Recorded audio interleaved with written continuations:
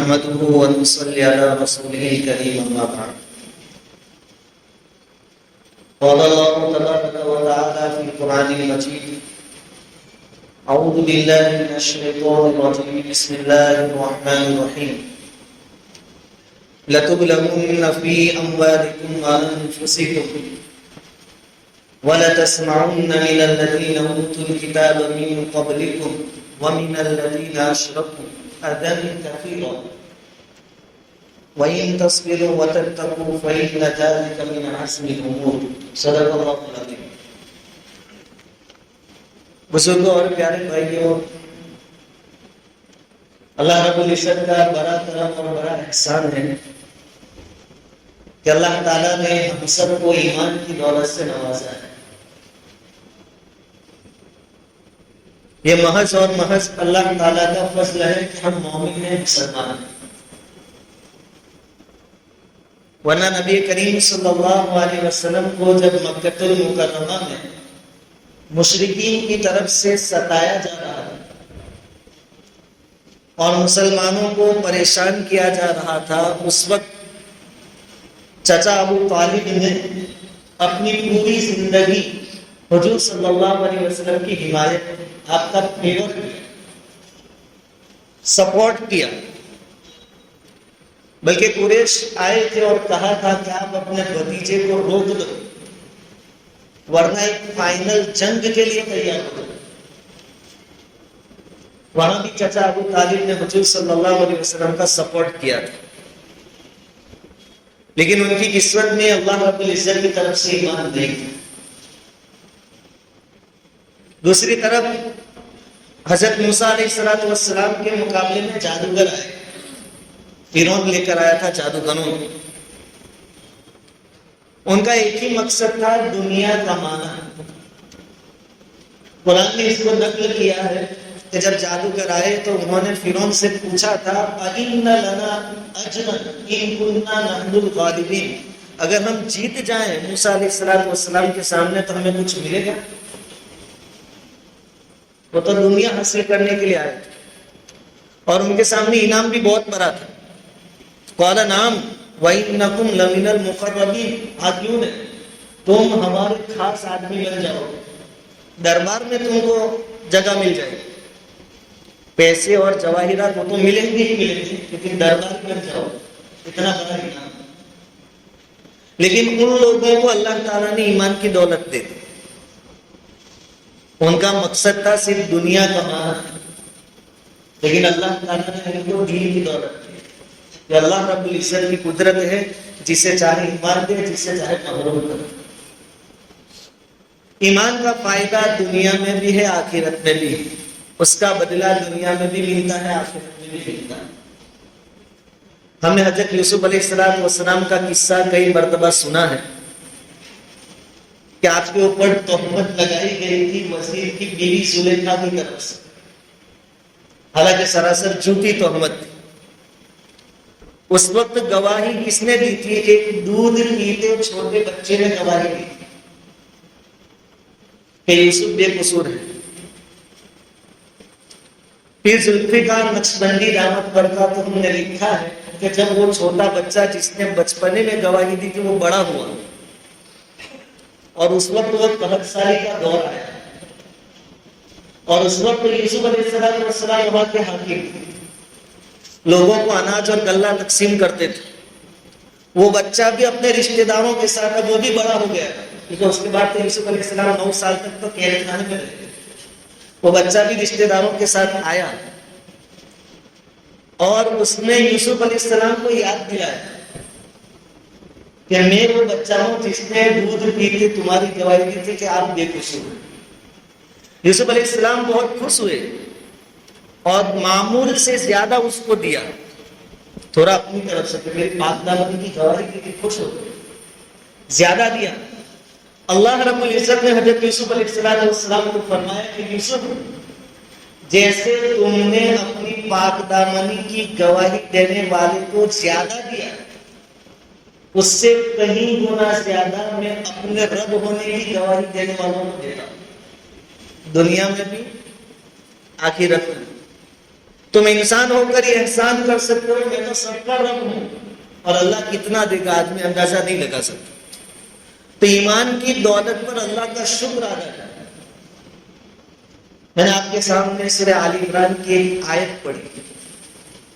ایمان تو لے آئے ہیں لیکن اس کے بعد کچھ شرائط ہیں۔ اللہ تعالیٰ اس آیت کریمہ میں فرماتے ہیں لَتُبْلَوُنَّ، ضرور بھی ضرور تمہاری آزمائش ہوگی۔ صرف آزمائش ہوگی ایسا نہیں کہا، عربی گرامر کے حساب سے شروع میں لام اخیر میں نون تشدید والا، یعنی ہوگی ہی ہوگی، آزمائش ہوگی۔ کہاں ہوگی؟ فی اموالکم وانفسکم، مال میں بھی ہوگی، جان میں بھی ہوگی۔ اور اس کے بعد ایک خاص چیز جو بیان فرمائی، جو آج کے دور میں ہمارے سامنے ہے۔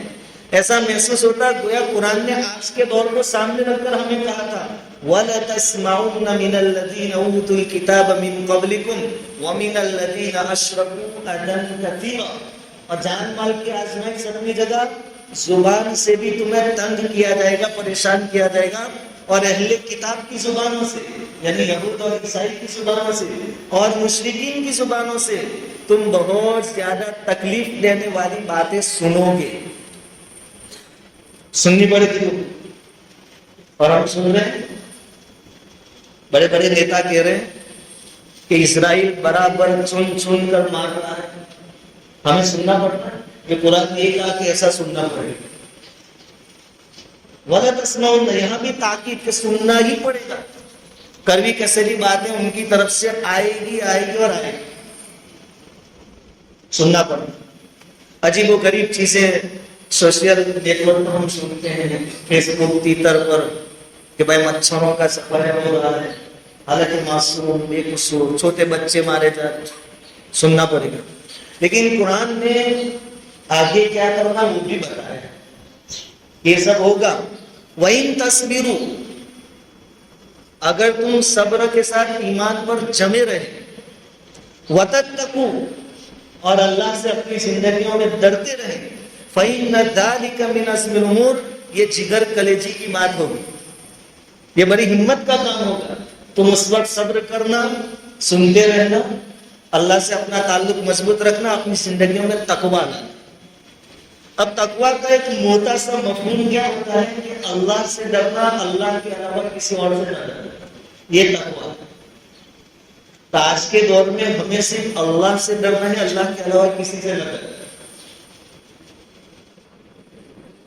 ہمارے ملک کو جب آزادی ملی انگریزوں سے، اس کے بعد ہندوستان پاکستان دو ملک الگ ہوئے۔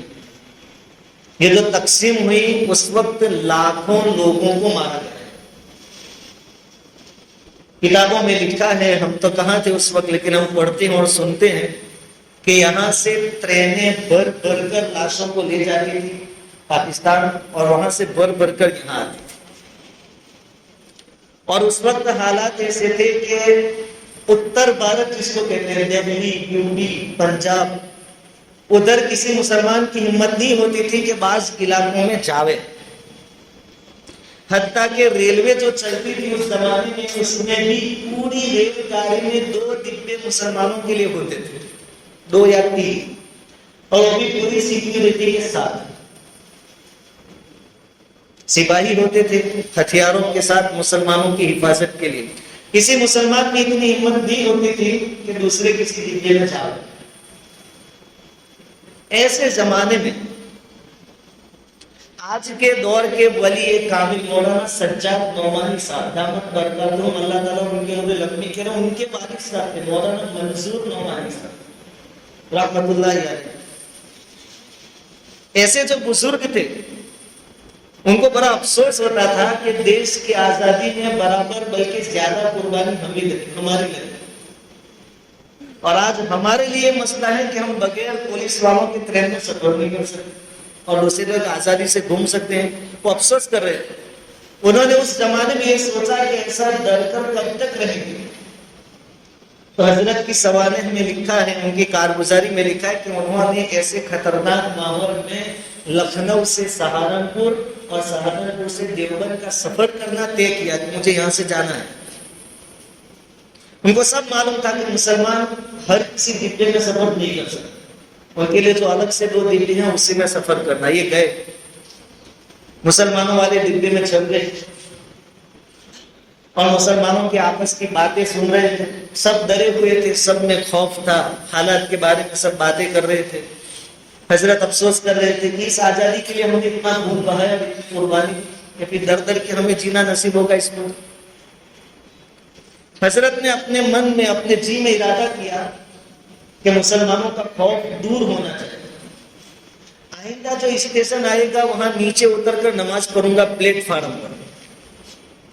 جہاں گھومنا منع ہے وہاں حضرت کیا کہہ رہے ہیں کہ میں نماز پڑھوں. اور ان کی عمر بڑی، داڑھی ہے، سر پہ پگڑی باندھی ہے، ہاتھ میں لکڑی ہے. چنانچہ جب عصر کی نماز کا وقت آیا اور ٹرین تھوڑی دیر کے لیے پلیٹ فارم پر رکی تو حضرت نیچے اترے. سب چلا رہے ہیں میاں آپ کو کیا کام ہے؟ مسلمان کہہ رہے ہیں حضرت آپ کہاں جا رہے ہیں؟ آپ بولو ہم لا کر دیتے ہیں، کوئی چیز لانی ہوتا آپ مت جائیں. کہا کہ میرا کام ہے میں نیچے جاتا ہوں. یہ گئے، پانی لائے، وضو کیا پلیٹ فارم پر اور وہاں سب کے سامنے نماز. آج کا دور ہم بھی جانتے ہیں، ابھی تھوڑے زمانے پہلے تو ہم بھی کہیں بھی نماز پڑھ لیتے تھے. اب سیڑھیوں میں آپ جاؤ یا ساروجنک جو جگہ ہے وہاں جا کر پڑھو نماز، آپ کو پتا چلے گا کہ کیا ہوتا ہے. اور یہاں تو بہرحال صرف پٹائی ہوتی ہے، اس وقت وہ جان لے لی جائے. حضرت اترے، وضو کیا، نماز پڑھی، سب دیکھتے رہتے. ایک بات ہے کہ جو اللہ سے ڈرتا ہے پوری کائنات اس سے ڈرتی ہے. ہمارے جیسے ہوتے تو وضو پہلے ٹکتا ہی نہیں، کر بھی لیتے ہمت کر کے، باقی وہ ٹکتا نہیں. نوافل سے وضو میں سے وہ بات پیش آ جاتی نہیں ٹکتا. نماز پڑھی، چڑھ گئے. سب مسلمان ناراض ہوئے کہ کہیں سمجھ پڑتی کہ نہیں پڑتی. بوڑھے ہو گئے، دماغ پھٹ گیا تمہارا، تم کو معلوم نہیں کہ تم. کہا کہ دیکھو میں اسی لیے نیچے اترا تھا تم کو بتانے کے لیے کہ جب تک اللہ نہیں چاہے گا کوئی ہمیں نقصان نہیں پہنچا سکتا. میں تمہارے سامنے گیا، پانی لایا، وضو کیا، نماز پڑھی، آیا صحیح سلامت زندہ. تم کب تک ڈرتے رہو گے؟ اپنے ایمان پر فخر کرو اور ایمان کی جو نشانیاں ہیں اس کے ساتھ عزت کے ساتھ زندگی گزارو. سروں پہ ٹوپی رکھو، چہروں پر داڑیاں رکھو. موت تو جب اللہ نے لکھی ہے تب آئے. اب یہ چیزیں ہم بول تو دیتے ہیں لیکن باری آ رہا تو سب کا حال سب کو معلوم. میں بھی سب سے پہلے بھاگ جاؤں ایسا کیا حال تھا، لیکن ان کا ایمان تھا، سمجھایا لوگوں کو. پھر حضرت نے دل میں سوچا کہ اب آئندہ اسٹیشن پر جب رکے گی گاڑی تو نماز بھی پڑھنی اور ڈبہ بھی بدلنا ہے. اب یہ در در کے زندگی نہیں گزارتے، ہندوؤں والے ڈبے میں جاؤں گا. لیکن ان کو معلوم ہے کہ یہ لوگ کھینچ کر واپس لائیں گے، اس لیے کیا کریں گے کہ نماز پڑھتا رہوں گا. گاڑی جب چھوٹے گی، چلنے لگے گی تب دوڑ کے چڑھ جاؤں گا. چنانچہ شاہجہاں پور میں گاڑی رکی، مغرب کی نماز اطمینان سے پڑھتے رہے. گاڑی کی سیڑھی جب بجی اور گاڑی روانہ ہونے لگی پھر حضرت دوسرے ڈبے کی طرف دوڑے. ادھر سے سب چلا رہے ہیں، پولیس والے، سپاہی اور مسلمان سب. اور پھر حضرت تو چڑھ گئے، گاڑی نے اپنی اسپیڈ پکڑ لی. تب مسلمان بات کر رہے تھے کہ میاں گیا، اس نے اپنی بات مانی. لیکن حضرت چڑھ گئے اور وہ پورا ہندوؤں سے بڑا ہوا ڈبہ تھا. وہ سب تعجب میں کہ اس کی اتنی ہمت. اور وہ جو برے بزرگ تھے، وہ سمجھدار تھے، وہ سمجھے کہ بیچارہ بولا بالا کوئی سردار ہوگا، بولا ہے، بولے سے چڑھ گیا. اور نوجوان تھے وہ لال پیلے ہو رہے ہیں. حضرت نے ان سے خطاب کیا کہ رکو، میں بولا بالا کوئی مسلمان نہیں اور میں غلطی سے نہیں آیا، میں جان بوجھ کر آیا ہوں. اس امید پر آیا ہوں کہ مجھے یقین ہے کہ اس ڈبے میں انسان ہے، جانور نہیں، اور اچھے انسان. ایک بات تو یہ کہ تمہارے اندر انسانیت موجود ہے، اور دوسری بڑی بات یہ کہ میرا یہ ماننا ہے، میرا یہ یقین ہے کہ جب تک اوپر والا نہیں چاہے گا تو میرا کچھ بگاڑ نہیں سکتے. ان کے سامنے کیا کتنا مضبوط ایمان نہیں ہوتا ہے. تقویٰ، آدمی کو اللہ کے علاوہ کسی کا ڈر نہیں. حضرت کی باتوں پر ان پر بہت اثر ہوا اور بڑے بزرگ تھے، انہوں نے اپنے نوجوانوں کو سنبھالا اور پھر انسانیت کی باتیں شروع ہوئی کہ واقعہ ہم سب بھائی بھائی تھے، یہ ایسا ہو گیا ویسا ہو گیا، شیطان ہم پر سوار ہو گیا، اور ایک سازگار ماحول قائم، ہمت کرنی پڑتی، اس کے بعد میدان خالی ہوتا ہے، میدان ہمارے کنٹرول میں آتا ہے، ہمت کرنی پڑتی، تقویٰ ایمان کا اظہار، ڈر کے مارے اپنی شناخت اپنی پہچان نہیں بدلنی چاہیے، اپنے ایمان پر اپنی پہچان پر ہمیں باقی رہنا چاہیے۔ ہمارے بزرگ تو فسادات کے زمانے میں یہ تاکید کرتے تھے کہ مسلمانوں سر پر ٹوپیاں پہن کر نکلا کرتے، لیکن میجورٹی خبر ہوتی ہے اتنے سارے لوگ ہیں، یہ کم نہیں۔ پھر دوسرے اسٹیشن پر حضرت کا اترنا ہوا، وہاں سے ٹرین بدلنی تھی، صبح میں ٹرین تھی، حضرت 3:30 بجے اسٹیشن پر اتر گئے بریلی میں، اور یہاں سے جو ٹرین جانے والی تھی وہ پنجاب سے ہو کر آئی،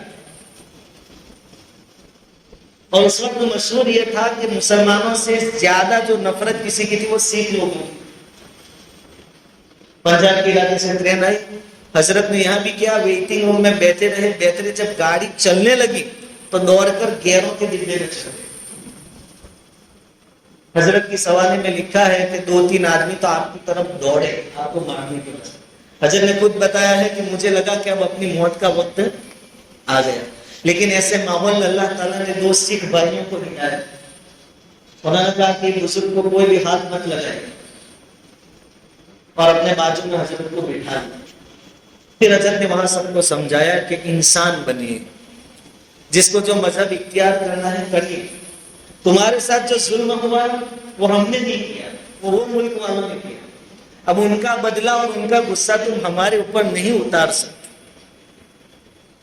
پھر ایک ماحول سازگار ہوا، اس طریقے سے پھر دہلی میں گئے، دیوبند گئے، واپسی میں ایسے ایسے علاقوں میں گھومے جہاں مسلمانوں کے جانے کا کوئی تصور نہیں کر سکتا، لیکن اطمینان سے گئے۔ یہ ہمت کہاں سے آئی؟ تقویٰ، اس بات کا یقین کہ اللہ جب تک نہیں چاہے گا کوئی ہمیں نقصان نہیں پہنچائے۔ ہمارے ساتھ یہ معاملات ہیں لیکن اتنے زیادہ ابھی یہاں نہیں ہمارے یہاں، اس کے باوجود شوق سے ہم نے ہماری تہذیبیں بدل لی، ہمارا رہن سہن، ہمارا لباس، ہمارا کلچر، اور کن کی مشابہت اختیار کر رہے ہیں؟ انہیں ظالموں کی جو پیدا ہونے والے بچوں کو مار رہے ہیں۔ ہم بال کٹوائیں گے تو یہودی اسٹائل، زبان سے بولتے ہیں کہ یہود ایسے ہیں، وہ ظلم کرتے ہیں، ظالم ہیں، لیکن طریقہ تو ان کا ہے۔ یہ تو نفاق ہے، یہ منافقت ہے۔ مجھے کسی سے نفرت ہے اور میں اسی کو فالو کروں، اسی کو اپنا رول ماڈل بناؤں، یہ کیسے ہو سکتا ہے؟ ہم تو اس دنیا کے کپتان تھے، کنتم خیر امۃ اخرجت للناس، آگے ہمیں رہنا ہے، لوگ ہمیں فالو کریں، لیکن لوگ ہمارے آگے ان کو فالو کر رہے ہیں، وہ مار رہے ہیں۔ ہم عرب کے بارے میں بولتے ہیں کہ مسلمانوں پر ظلم ہوتا تو بھی عرب لوگ ان کے پٹھو بن گئے، تو ہم بھی تو ذہنی طور پر یہودی اور عیسائی بنے ہوئے۔ ہمارا لباس دیکھو، ہمارے اخلاق، زبان کھولے تو گالی یا جھوٹ، غیبت، ہم بھی تو انہیں کو فالو کر رہے ہیں۔ جو حقیقی مومن ہے دیکھو سنکھیا میں تعداد میں کم ہے، میجورٹی نہیں ہے، لیکن ناک چنے چبا رہے ہیں دشمنوں، اور ہم اتنے سارے ہیں لیکن سمندر کا جہاد، ہماری کوئی حقیقت نہیں۔ اس لیے آج کے دور کی سب سے بڑی ضرورت اللہ کا خوف ہم اپنے دلوں میں پیدا کریں، اپنا تعلق اللہ رب العزت کے ساتھ مضبوط کریں۔ اگر ہمارا تعلق اللہ سے مضبوط ہے اور ہمارے اندر اللہ کا خوف ہے تو اللہ رب العزت کا وعدہ ہے وَأَنْتُمُ الْأَعْلَوْنَ إِن كُنتُم مُؤْمِنِينَ، صحیح معنی میں اگر تم مومن بن کر رہے تو جنت تمہارا بلند ہے۔ اس لیے ہمیں کیا کرنا ہے؟ شروعات اپنی زندگیوں سے کریں۔ میں دین کو کتنا کام آ سکتا ہوں؟ اپنے لیے تو سبھی جیتے ہیں، جانور بھی اپنے لیے جیتے ہیں، لیکن ایک مسلمان کی شان یہ ہے، میں دین کی خدمت کتنی کر سکتا ہوں، کون سی لائن سے کر سکتا ہوں۔ کوئی جماعت میں جا سکتا ہے تو جماعت میں جائے، کوئی صدقہ دے سکتا ہے صدقہ دے، غریب کی مدد کر سکتے غریب کی مدد کرے، کچھ نہیں کر سکتے تو بڑی داڑھی رکھیں، سر پہ ٹوپی رکھیں، بولے تو سچ بولے، ٹکنوں سے اوپر پائجامہ رکھے، یہ ہمارا ایمان ہے۔ ابھی ہمارے حصے میں ایمان ہے، ان معمولی چیزوں پر عمل کریں گے تو بڑے تقاضے میں انشاءاللہ اللہ ہم سے پورے کروائے۔ لیکن سب سے بڑی ضرورت آج کے دور میں ہمیں خود مسلمان بننے کی. ہم اپنے فلسطینی بھائیوں کے لیے کیا کر سکتے ہیں؟ ٹھنڈی کی لمبی راتیں ہیں، اللہ کے سامنے دو گرم آنسو مار سکتے ہیں کہ اللہ ہم کچھ نہیں کر سکتے، تو کر دے. 5 وقت کی نمازوں کے بعد دعائیں، اور دعائیں ضرور قبول ہوتی ہیں، ضرور قبول ہوتی ہیں. دعائیں کریں، ان کے لیے صدقات کریں. ارے ہم اجتماع کی کامیابی کے لیے ہماری عورتیں روزہ رکھتی ہیں، ان کے لیے بھی روزہ رکھتی ہیں. یہ سب کرنے کے کام، اور ہم اپنے آپ کو 100% مسلمان بنانے کی کوشش کریں. اللہ رب العزت کہیں سنی باتوں پر کہنے سننے سے زیادہ عمل کی توفیق عطا فرمائے.